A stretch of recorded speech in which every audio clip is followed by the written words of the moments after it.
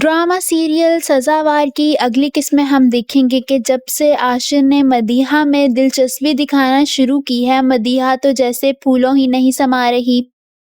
वो बहुत ज़्यादा खुश होती है, यहाँ तक कि वो अपने और आशिर की शादी के बारे में भी सोचने लगती है। अब वो जानबूझ के मुस्कान के करीब रहती है ताकि वो ज़्यादा से ज़्यादा आशिर के करीब रह सके।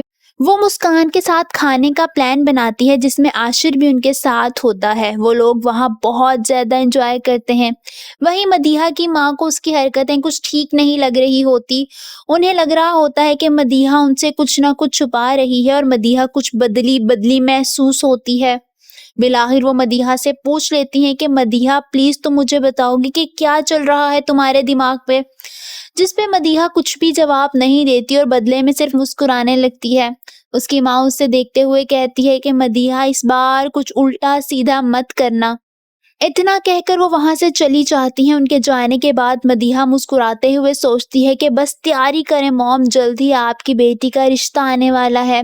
उसका इशारा आशिर की तरफ होता है। मदीहा को पूरी उम्मीद होती है कि आशिर के घर वाले जल्द ही उसके लिए रिश्ता भिजवा देंगे। वहीं आशिर अपनी बहन यानी मुस्कान को बुलाता है और कहता है कि मुझे बिल्कुल भी अच्छा नहीं लगा कि तुम यूनिवर्सिटी के बाद रजा से मिलने के लिए चली गई। जिस पर मुस्कान बहुत ज्यादा परेशान होती है और अपने भाई से कहती है कि अगर मुझसे कभी कोई गलती हो जाए तो आप मुझे माफ कर देंगे ना।